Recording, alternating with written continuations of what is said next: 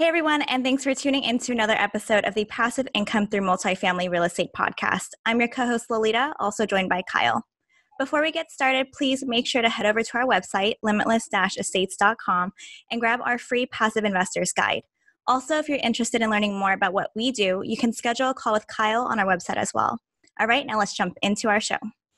Today we have Dale Corpus here with us. Dale, how's it going? I'm very good, Lalita. Good. I am doing good. Thanks for joining us. Before we head into the interview, here's a little bit about Dale. Dale has been investing in income-producing real estate since 2006. Recently, Dale has added commercial real estate syndications in workforce housing, mobile home parks, and self-storage as he saw this as a way to scale and grow his investing business. From managing his own retirement account to investing more in commercial real estate syndications for better returns, we're going to hear it all from this experienced passive investor. So Dale, could you please take it from here and tell the listeners a little bit more about yourself and what you currently do? Okay, sure. Well, I'm honored to be on your show. A little bit about me. I was born and raised in the San Francisco Bay Area, and I still live here. One interesting factoid about me is that I got my degree in electrical engineering over at Santa Clara University, and I don't do that. A year after graduating, I got laid off, and it was actually a good thing because I realized that I wanted to use my natural problem-solving skills to help people rather than solving like things on circuit boards. And I was also simultaneously obsessed with trying to figure out how to own a property in the Bay Area at that time, since I thought it was already expensive back then. So I made this transition to becoming a mortgage loan officer. It was a really great time to be in it because it was exciting. I was in the heyday of the mortgage boom. I worked at the big banks, Chase, Countrywide, Wells Fargo, making a really good amount of money. And I was able to achieve that goal of buying that property. In fact, I got 2 properties in the Bay Area, which in turn led me to get my very first out-of-state rental property in 2006. And that was, great. That was a great thing. Everything was going really well until the crash happened. I wasn't sure how I was going to make money ever again, but I ended up getting calls from my existing database of how to maneuver through like their distressed property situations, how to do loan modification, how to short sell, or should I foreclose? And it ended up that I was the point of contact for them to really understand what to do. So I made the transition to become a distressed property realtor at that time, started my own business, wasn't sure how it was going to go, but it ended up going really well. In fact, this is what led me to investing, actually using a self-directed IRA. I was trying to understand how to shelter more of my income. So I opened up something called a solo 401k, started to invest notes in that, and that really well. Then later on, I started thinking more into just passive investing and what else can I do. When I had kids, I had 2 kids along the way. I started changing the way I thought about time and money and what I wanted to do on a day-to-day basis. So I knew that I wanted to be, there for my kids and be there for their jujitsu and their basketball practices. And I wanted to keep up my hobbies. I also wanted to grow a nest egg for my family, as well as continuing my real estate sales business because I love it a lot. I wanted all of this, but I wanted also a way where I could grow more income and not necessarily have to sell real estate because I had to, but because I wanted to. And so it was stumbling upon podcasts such as yours, where I was able to understand about passive real estate syndications. It took me about 6 months of just learning about it. I pulled the trigger, and now I'm invested in both syndications and as well as mortgage note fund syndications, and it's been great. I've been able to now help my clients buy and sell, and now I'm talking about passively invest. Awesome. Thanks for that intro. So tell us about your first passive investment. What are the details on that property? Okay, so on my first passive investment, that was interesting. So it was during the heyday of the mortgage boom. I had already acquired properties in the Bay Area, and I was reading Rich Dad, Poor Dad by Kiyosaki at the time, where he talked about putting or buying assets that put money into your pocket. So I wanted to, go ahead and just do that. I leveraged one of my properties in the Bay Area to buy an out-of-state rental. It was in Las Vegas at that time. And it was not a turnkey rental. I actually chose my own realtor. I chose my own property manager. It was cash flow positive, but it was cash flow positive on an interest-only loan. I wanted to do everything, and I felt that that was a way for me to just get immersed and learn as much as possible in the real estate investing space. But it's funny because now I'm completely opposite. I want to do as little as possible to make that passive income. Cool. So you're invested in 4 different asset classes through your syndications. How are you educating yourself in each of these asset classes? Are you mainly just building a relationship with the sponsor and trusting their judgment? Okay, so the way I've done this is really through immersing myself into a ton of education, such as great podcasts like yours, and also joining mentoring club. I found a mentor. In fact, I took Hunter Thompson's his mentorship class, and that helped me immensely. It was very invaluable, and it got me plugged in with a lot of other investors doing the same thing as me. And I think it was the power of just that network. I could leverage on people's ideas and go to them for questions. I know that I don't have the answers for everything, but I know somebody in my network has that answer. Someone they know has that answer. Okay. And so to date, have there been any challenges you can share with your passive investments or things that you maybe would have done differently? I fortunately haven't had any big challenges per se with my passive investments, but one thing I wanted to say is now that I have invested in several, syndications, is this: when you just choose your sponsors wisely, you're going to be a lot of times stuck with that sponsor for sometimes a good 7 to 10 years.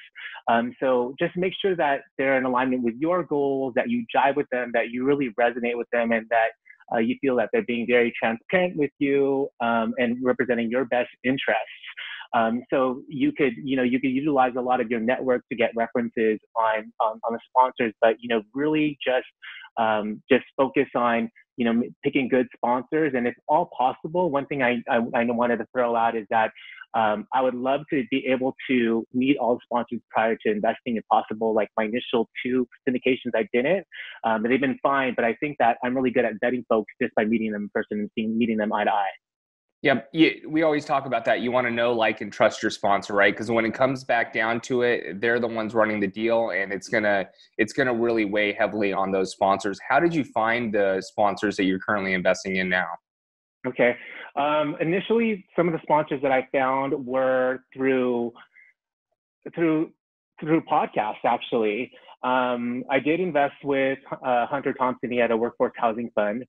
That was one. And also through just networking from folks that I know that were full-time investors. I, for example, got started in the note space through one of my business partners that was a full-time investor, and he was the one that first got me involved with mortgage notes and whatnot. And I leveraged some of his contacts as well to also learn about syndications.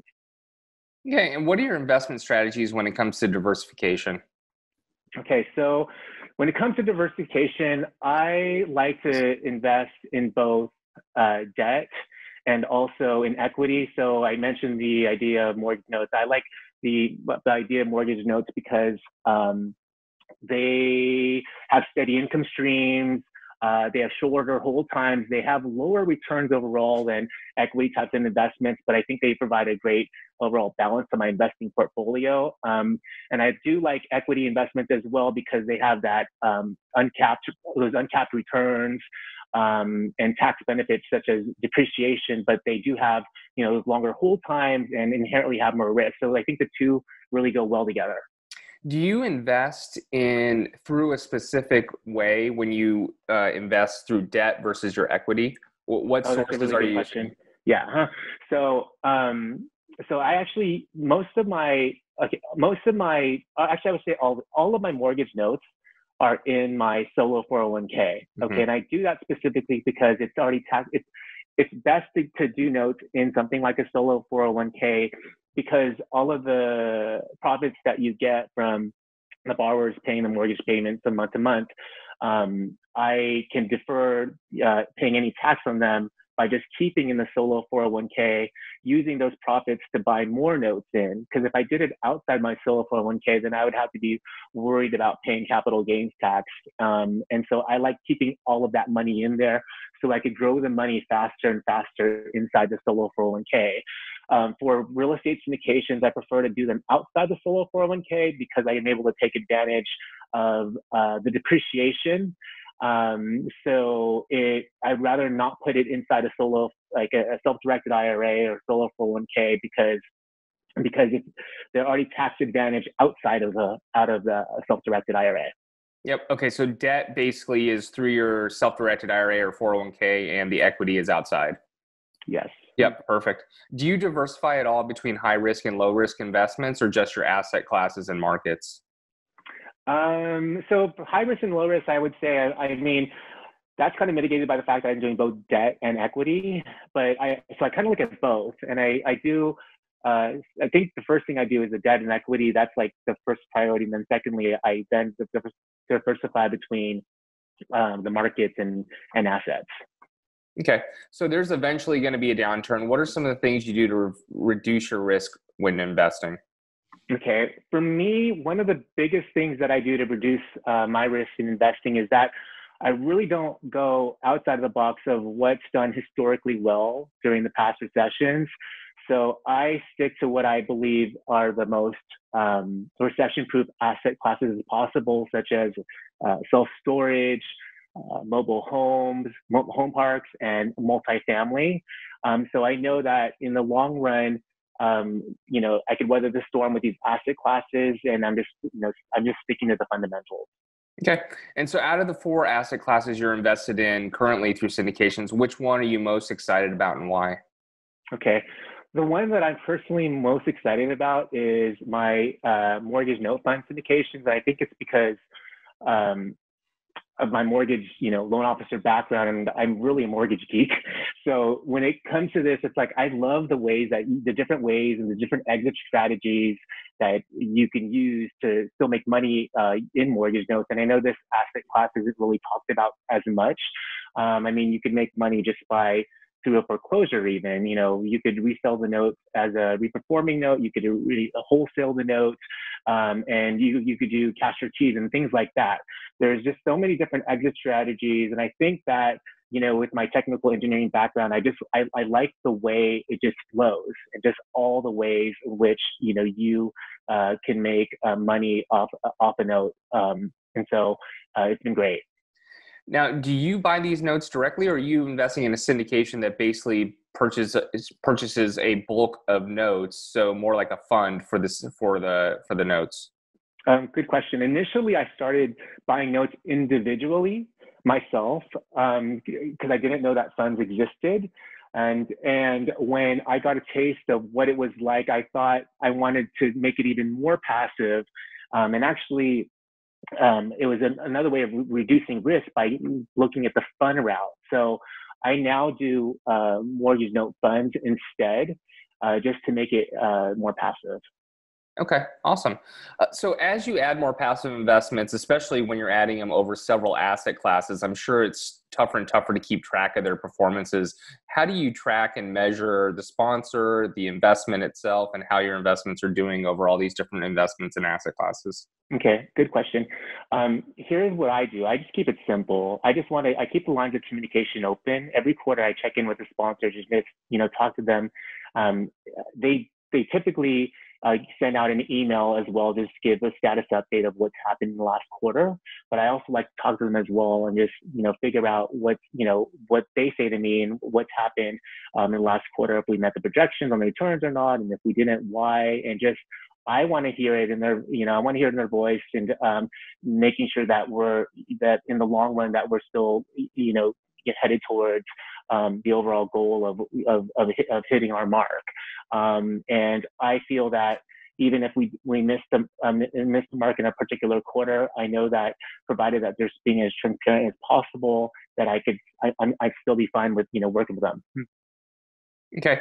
And so Through your syndications, has there been any type of communication maybe you'd like to see better than other sponsors? I'm always interested in that piece because we send out our communications as well and trying to learn from that. What are the things that you like to see and maybe would like to see done better as far as a communication standpoint? Sometimes sometimes I feel like over communicate, I would say. Sometimes I feel as a passive investors, the sponsors themselves just don't communicate enough. It's not that they're missing any details in the communication. I just feel like they should communicate more than less. Okay. And so are you getting right now monthly or quarterly type of communication? With some sponsors quarterly and some are monthly. It depends. Okay, got it. Any advice to someone looking to get into passively investing through syndication since you've, just started your journey over the last couple of years? Yep. So really just first off, get educated. And the nice thing about the space right now is that there's so many ways of getting free education through podcasts and everything's so digital right now. Don't be afraid to talk to other passive investors, even if you're new. It's okay if you don't understand the lingo. Just have real estate conversations with them, see what they're doing, how they're doing it, see if that resonates with you because you're trying to figure out what works for you. And then start, consider getting a mentor. You're going to learn the fastest in this business if you partner up or just are guided by somebody that's already done what you want to do. It'll just explode the growth of your investing business. Yep, great advice. All right, Lalita is going to take us into our final 4 questions. Are you ready? Yep. All right, Dale, here we go. What is the one tool you use in real estate investing that you could not do without? Honestly, it's probably my overall network. This business is such a people business, and I couldn't do it without my network. I mean, and outside of that, it would be my actual iPhone. Great. Can you tell us a story about your biggest mistake in real estate investing, and what's the main takeaway for our listeners? Okay, so biggest mistake is just really, when you make your investment, make sure that the numbers really pencil out before you buy the investment. So like that investment, my very first out-of-state property investment was that rental property in Las Vegas. I bought it with an interest-only loan, and it was technically cash flow at the time, but that loan was both, again, interest-only, and it was an adjustable rate mortgage. It was not interest-only when the rate adjusted, and it also became principal and interest. So I had to eat it for several years before I sold it. And I did sell it and was able to walk away, with money to invest again. But had I known, I should have, the next time if I were to buy an out-of-state property, it's like buy something that's based on a fully amortized type of loan, not an interest-only loan. All right, thanks for that. What is it that you need to do now to grow your life to the next level? For me, it's to keep investing, and I'm gotten really excited about passive investing that I want to just, help others do it along the way, and hopefully start my own syndication soon, actually. Awesome. And finally, where can people find out more about you? You can look me up on LinkedIn, Dale Corpus. I'm on Instagram, Sold by Dale, and my email address is dale@keytothebay.com. Awesome. Well, thanks for letting us pick your brain and for the super relatable content for our listeners. So we appreciate you being on our show. Thanks for having me. Thanks, Dale.